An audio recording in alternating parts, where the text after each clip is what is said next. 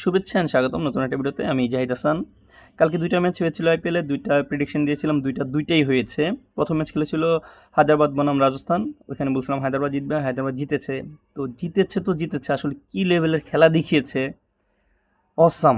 মানে টি-20 ক্রিকেটে বা টি-20 ইতিহাসই এই হায়দ্রাবাদ চেঞ্জ করে দিতেছে। হায়দ্রাবাদ আসলে কোনো খেলোয়াড়রা খেলে না, হায়দ্রাবাদ খেলে হচ্ছে ডায়নাসররা, হায়দ্রাবাদ খেলে হচ্ছে আজরায়েলেরা। ওদের কাছে কেউ পড়লে শেষ। ওই খেলা শুরু হওয়ার আগে প্রেস কনফারেন্সে ওই প্যাট কামিন্সকে ফ্যানরা বলতেছিল 300 300 300। প্যাট কামিন্স তখনই 3 আঙ্গুল দিয়ে দেখিয়ে দিয়েছিল যে 300 পার। তো যাই হোক, হায়দ্রাবাদের খেলা দেখে আসলে রাত্রে যে খেলা হয়েছে চেন্নাই বনাম মুম্বাইয়ের, ওই খেলাটা লাগছে মানে টেস্ট ক্রিকেট, এতটা বোরিং লাগছে। হায়দ্রাবাদ আসলে টি-20 ফর্মেটটাকে চেঞ্জ করে দিতেছে। টি-20 মানে হয়ে গেছে এখন টি-10, টি-10 না 100-এর মতো খেলা। 20 ওভারে 286 রান, মাত্র ফার্স্ট ম্যাচ। এখনও গ্রুপ স্টেজেই 13টা ম্যাচ বাকি, সেমিফাইনাল ফাইনাল তো বাদই দিলাম। বাকি 13 ম্যাচে যদি 6-7বারও আগে ব্যাটিং করে, এ হায়দ্রাবাদ রান 300 পার করবো 2বার, 250 পার করবো বাকিগুলা। এমন টিম। হায়দ্রাবাদ থেকে বাঁচার একটাই উপায়, ভাই টসে জিততা ব্যাটিং লো, হায়দ্রাবাদের টার্গেট দে, 150-200 যা টার্গেট দিবে হায়দ্রাবাদ জিততে যাবো, তোকে মান সমান তা থাকবো। মানে হায়দ্রাবাদের সব মনস্টার, প্রথম 6জনই 200+ স্ট্রাইক রেট। ব্যাটিং ওই দিন আমার আব্বু বলতেছে যে ওই দিন মানে কালকে রাত্রে আব্বু বলতেছে যে বাংলাদেশে কোনো খেলোয়াড় নেয় নাই। আমি কই না, বাংলাদেশে খেলোয়াড় নেয় নাই। কই তাহলে এবার আইপিএল দেখে মজাই না, বাংলাদেশে খেলোয়াড় নেয় নাই ক্লিয়ার। আমি কই আইপিএল এক একটা প্লেয়ার কিনে একদম সর্বনিম্ন ফালায় দিল 4 কোটি 5 কোটি 6 কোটি টাকা দিয়া। আর হাই লেভেলের তো বাংলাদেশি টাকা 30 কোটি 35 40 কোটি টাকা দিয়ে কিনে, নর্মালি 15-20 কোটি টাকা দিয়ে কিনে। তো এই প্লেয়ার বাংলাদেশে কেউ আছে? আর বাংলাদেশে কোনো ব্যাটসম্যান বা বলার আমি আহামরি তো ভালো দেখি না। এই যে কালকে হায়দ্রাবাদ খেলছে 6জন স্ট্রাইক রেট ছিল 200-র উপরে। বাংলাদেশে কোন ব্যাটসম্যান 200-র উপরে স্ট্রাইক রেটে খেলতে পারতো? এরা মানে ফার্স্টে 20-25 বল লাগে শুধু বুঝতে যে পিচটা কেমন, বল কেমনে আইতাছে, কেমনে শট মারমু, কেমনে খেলমু।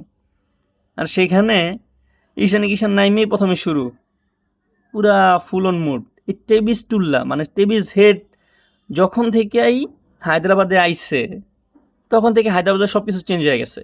ও বাই দ্য আরেকটা কথা, আইপিএলের ইতিহাসে দল হিসেবে সবচেয়ে বেশি রানের অধিকারী এখন হায়দ্রাবাদের। আগে ছিল রয়্যাল চ্যালেঞ্জার্স ব্যাঙ্গালোরের 2008 সালে পরে এই পর্যন্ত, বাট এখন হায়দ্রাবাদের দখলে। যাই হোক, এই টেভিস হেড আসার পরেই সম্পূর্ণ চেঞ্জ হয়ে গেছে। টেভিস হেড প্রথমে নষ্ট করলো এই অভিষেক শর্মারে, তারপরে হচ্ছে নষ্ট করলো নীতিশ কুমার রেড্ডিরে। ক্লাস তো আগের থেকেই ক্লাস ছিল, আর এখন নষ্ট করতেছে এই ঈশান কিষানরে।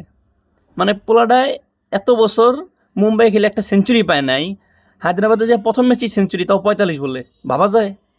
তো যাই হোক, বলছিলাম হায়দ্রাবাদ বনাম রাজস্থানে হায়দ্রাবাদ জিতবে, হায়দ্রাবাদ জিতেছে। বলছিলাম রাত্রে চেন্নাই বনাম মুম্বাইতে চেন্নাই জিতবে, চেন্নাই জিতেছে। তো আজকের ম্যাচ হচ্ছে দিল্লি বনাম লখনউয়ের। খেলাটি অনুষ্ঠিত হবে বিশাখাপট্টনমে রাত 8টায় আমাদের বাংলাদেশ সময়। তো যাই হোক, আজকের ম্যাচে কোন দল জিতবে, কোন দল থেকে কে ভালো পারফর্ম করবে তা নিয়েই বিস্তারিত আলোচনা করব। তো সর্বপ্রথম দেখিয়েছে দিল্লিতে যদি দেখি, দিল্লির সম্ভাব্য যে 12 জন, সেই সম্ভাব্য 12 জনের মধ্যে হচ্ছে জ্যাক ফেজার ম্যাগর রয়েছে, দেন হচ্ছে ফাফ ডু প্লেসিস রয়েছে, অক্ষর প্যাটেল রয়েছে, কেএল রাহুল রয়েছে, ইস্টার্ন স্টাব রয়েছে, অভিষেক পোরেল রয়েছে, আশুতোষ শর্মা রয়েছে, মিথিল স্টার্ক রয়েছে, কুলদীপ যাদব রয়েছে, দেন হচ্ছে মুকেশ কুমার রয়েছে, টি নাটরাজন রয়েছে। আর হচ্ছে ইম্প্যাক্ট প্লেয়ার হিসেবে খেলতে পারে হচ্ছে কারণ নায়ার, আর হচ্ছে বা মোহিত শর্মার যে কোনো একজন।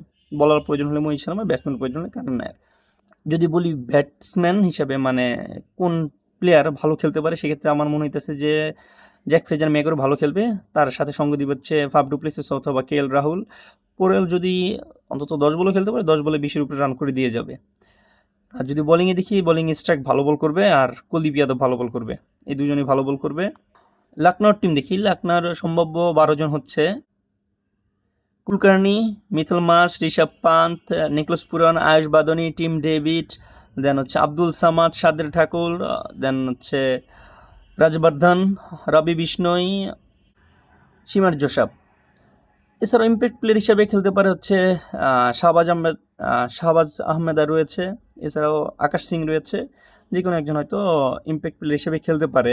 ব্যাটিংয়ে এই টিমের ভালো কে করতে পারে, ঋষভ পান্ত ভালো করবে, নিকোলাস পুরান ভালো করবে, আর সাথে সঙ্গ দিবে হচ্ছে মিথেল মার্শ, কিছুটা ফার্স্টে শুরু করে দিয়ে যাবে, মোটামুটি ভালো। আর যদি বোলিংয়ের কথা বলি, বোলিংয়ে ভালো করবে রাবি বিষ্ণই। আমি এই টিমে বোলার হিসেবে রাবি বিষ্ণই কি দেখতেছি, এছাড়া আহামরি ভালো বোলার দেখতেছি না। যাই হোক, দেখা যাক আসলে খেলার মধ্যে কী হয়। এই সম্ভাব্য যে 12 জন বলছি তারাই থাকে নাকি চেঞ্জ হয়, এখানে তো আরও ভালো বোলার রয়েছে, তাদের আকাশদ্বীপ রয়েছে, দেন আরও কিছু রয়েছে, যাই হোক দেখা যাক কী হয়। তো যাই হোক, আজকের ম্যাচ যদি বলি কে জিতবে, আজকের ম্যাচ দিল্লি জিতবে। দিল্লিতে KL রাহুলকে ক্যাপ্টেন করতে চেয়েছিল, কিন্তু KL রাহুল ক্যাপ্টেন্সি নেয় নাই, আশার প্যাটেলকে দিয়েছে। KL রাহুল না নেওয়ার কারণ হচ্ছে এই লখনৌ টিমের মালিক সঞ্জয় গোয়েনকা নাকি জানি নাম, যাই হোক।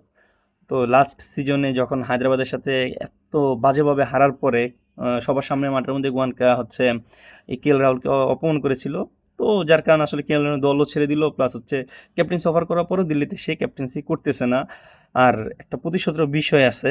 তো যাই হোক, আজকের ম্যাচ আমার মনে হইতেছে কি আজকের ম্যাচ দিল্লি জিতবে, লখনৌ আমার মনে হয় না জিততে পারবে। তো যাই হোক, এই ছিল আজকে আমার প্রেডিকশন। দেখা হবে পরবর্তী কোনো ভিডিওতে। তবে আর যাই বলেন, এই বছর হায়দ্রাবাদের খেলা দেখে সবথেকে বেশি ভালো লাগবো। আর কারো দল খেলা দেখি বা না দেখি, হায়দ্রাবাদের খেলা দেখবই। আমি রোহিত শর্মার ফ্যান, বা রোহিত শর্মা আমার থেকে ভালো লাগে, রোহিত শর্মার জন্য আমি Mumbai supporter. But Hyderabad best, হায়দ্রাবাদের ব্যাটিং বেস্ট। তো হায়দ্রাবাদের খেলা আশা করি কেউ মিস করবেন না। যদি আসলেই আপনি ক্রিকেট লাভার হয়ে থাকেন, 4-6 দেখতে চান, তাহলে হায়দ্রাবাদের খেলা মিস করবেন না। খেলা দেখার সময় গুনবেন যে কয়টা বল ডট হয়। ওকে, দেখার পর পরবর্তী ভিডিওতে। তখন সকলে ভালো থাকবেন, সুস্থ থাকবেন। আল্লাহ হাফেজ।